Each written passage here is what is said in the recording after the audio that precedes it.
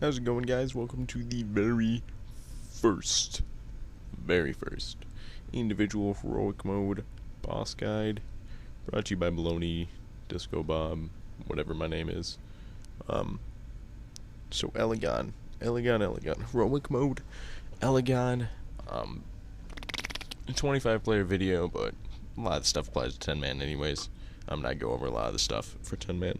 I'm gonna start this video off by talents and glyphs and symbiosis. You're gonna want a symbiosis anti-magic shield unless you're soaking, in which case you need to be taking Cloak of Shadows.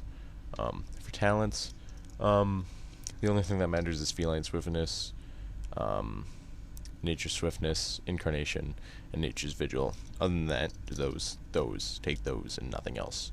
Ignore the typhoon tier, ignore the CC tier. Awesome. What else? Glyphs. Gonna be taking Glyph of the Moon Beast because it's OP. Gonna be taking Glyph of Stampede, so you can cast Stampeding Roar in balance form. If you're in a 10 man, you're gonna want to take Glyph of Rebirth, and if you're in a 25 man, you're gonna want to take Glyph of Stampeding Roar, so that your whole raid gets Stampeding Roar when you use it. Awesome. Alright, so we're gonna start out with why balanced druids are actually pretty good at this fight, and the reason is our burst. We're known for our burst, and it is exaggerated immensely on this fight. At the start, you're doing 50% more damage than you would normally be. Plus, there's a protector, so your dots are taking on 2 targets, and it's great. Life is good. You can actually see on this attempt that I did like 450k burst damage. That's absurd. It's absolutely absurd, and you can see that I died, but my burst is still going to carry me. This was actually the start of the kill video that you just saw in the introduction, and that's crazy that my burst still, it still carried me that far. That's absurd. Another common mistake that I see people do is people run over to their orb. I know that like a lot of guilds say like go get over to your spots or get over to your orbs or whatever. You're a balanced druid, alright? You are a ranged caster. Who cares if you're next to your orb? Who cares if you're next to your pylon on the first few ones? And even then, you still have time. If an orb hits, you still have time to go over to get next to your pylon. So use that to your advantage. Start as far away from your orb as you can. Inch over with every GCD. Something like that. Inch over when you get a Star Search proc, inch over when you cast Starfall, when you're refreshing your dots. Just make sure that you're clearing your stacks and that you eventually get over to your pylon by the time by the time you guys are done killing orbs. So here we have an example that pretty much exemplifies what should be done on the transition to Orb Phase. You're going to see when this ad dies, I go over and I hardcast on the boss, reach Lunar, refresh my dots in Starfall while moving. That's huge. But look at where I stop. Look at how far away from my ad I am. I'm on yellow. I'm on that ad way back there, but I'm still hardcasting on the boss. When the ad spawns, I dot it, I run, I move outside the platform to drop my 31 stacks, and then I run back in and begin DPSing the orb, and back onto Elegon, and then I refresh my stacks once again when the next orbs spawn. When you have time to refresh your dots, or when you are refreshing your dots, or when you're casting shooting stars, that is such a good time to drop your stacks. It really saves GCDs and it minimizes movements and maximizes your DPS time. You guys should be clearing your stacks between every orb, and especially before you start orbs. After the protector dies, make sure it's casted, its explosion, the last one. make sure it's exploded, and then go clear your stacks. Very hard concept to do. You should be standing right next to the edge anyways. Just make sure you clear your stacks. So you help your healers out. Yeah. Now, one of the toughest parts of this fight is without a doubt the Orb Phase. There's a lot of DPS to be gained here. There's a lot of DPS to be lost in this phase. My best suggestion, if you're in a 25-man, to know who else is on your orb. Consider their class, consider their spec, consider them as a player, as a DPS. I got paired up with our best, in my opinion, our best Shadow Priest. He's arguably our best DPS, top 5 for sure. He was rivaling me for top DPS spot on every attempt, and he beat me on all of them except for this one, by a fair margin, by a couple million. So, like, when you think of a Shadow Priest, I know that he's going to be pooling orbs. He's going to be pooling Shadow Orbs, and then just drop them on the orbs that Elegon releases, thus, like, decimating his health. And I know that coupled with, like, a dot and 3 hard casts of mine and a Starfall, that those orbs don't stand a chance. He has on-command burst, and so I can just kind of sit back and focus more on refreshing my dots on Elegon and hard casting and getting procs off on Elegon. So know who else is on your orb and make sure that you're talking with them prior to pulls. As far as a 10-man goes, my only suggestion is to fish for a Star Surge.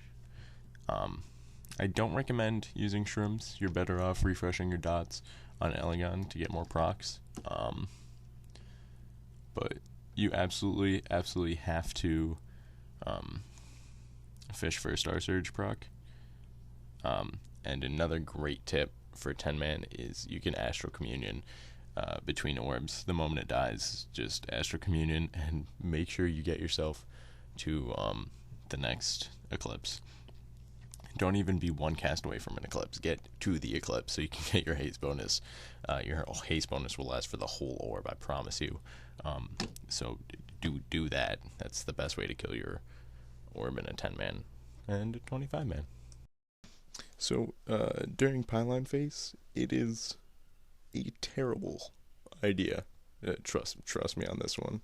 I learned firsthand that it is a terrible idea to Starfall during Pylon Phase when ads are spawning.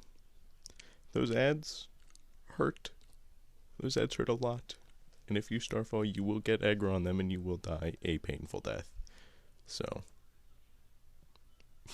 yeah. And regardless, you should be saving it for your burst when you go back into Phase 1. Now, going into Phase 1, you're going to want to be Lunar. So, Astral Communion during Pylon Phase after all the pylons die. And you're going to want to be in Lunar. You're one cast from Lunar. You're going to Wrathcast on, or Starfall, Wrathcast on the boss, just like your regular burst. Do it exactly the same up through your dots. So Starfall, Wrath, Nature's Vigil, Incarnation, dots, and then Hurricane spam those ads down. Once they're down, re-Starfall, hardcast on the boss, Celestial Alignment is normal. Popping Incarnation and Nature's Vigil is great for the heads. They're going to melt. Your DPS is going to skyrocket, and that's really how we can actually compete for top DPS when we're actually really bad at AoE compared to almost every other spec in the game.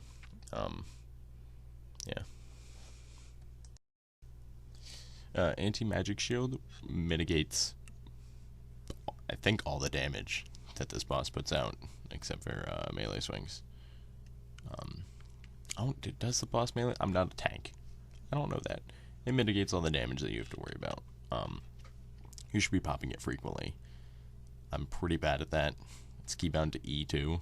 I pop Bark Skin on cooldown pretty much, but anti-magic shield, just forget I have it. But don't follow after me in that respect. Pop it on pretty much cooldown, especially for orbs. Those orbs hurt when they blow up. A whole set will do like 75% of your health, so you should be popping those.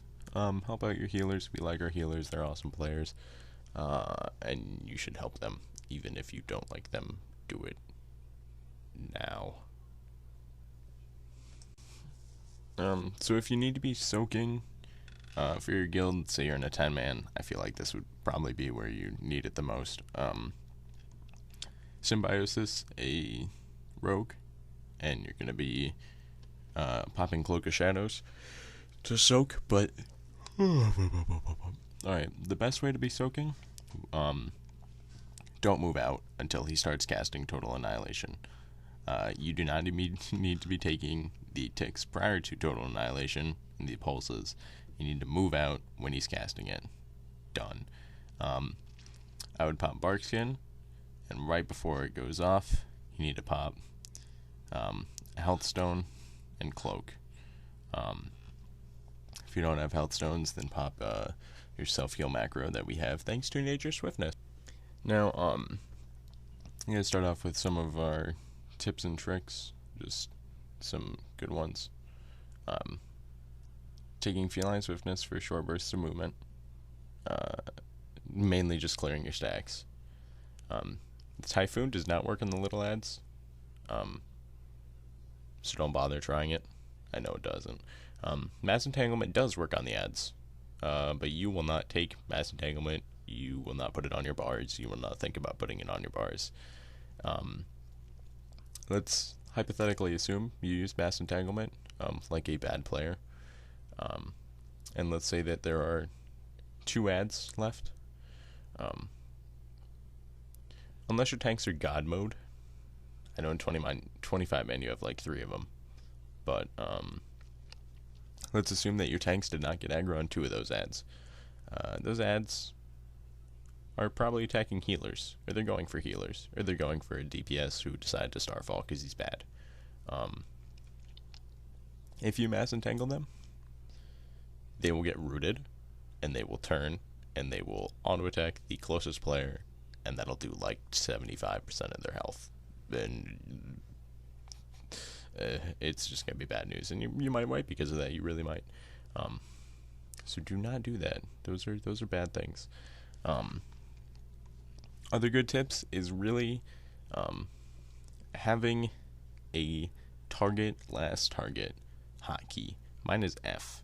It is like right next to my directional pad. So use that.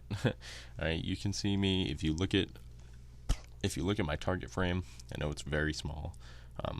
In the center, bottom right. You're gonna wanna see, I'm just switching back and forth between the Protector and Elegon all the time. I'm switching between my Orb and the Protector all the time, and I'm switching between the pylon to my left and the pylon to my right all the time. It's a huge DPS increase to do that, and get really good at it, and that'll serve you well in most fights. So all in all, this is a very good fight for balanced Druids, and it isn't too challenging. With that being said, you do need to have pretty damn good execution. A lot of the reason that people parse so high on fights like this is just every little step, every GCD, they all add up over the course of the whole fight, and something that you really need to be aware of, that every in-game movement, every GCD does count. If you can save yourself 6 GCDs with being able to clear your stacks perfectly over the course of the whole fight, then those 6 GCDs really are going to add up when you're doing 50% or 150% extra damage to the boss. They really do. So best of luck, guys. If you have any questions, leave them in the comments. If I think of something else that I forgot, I'll put it in the comments or in the info. I'm yawning. Alright, so yeah. Thank you guys very much for watching. Next to come should be Blade Lord. I'll put an annotation on if I learn how to work annotations on this video. And yeah, we'll see you guys next time.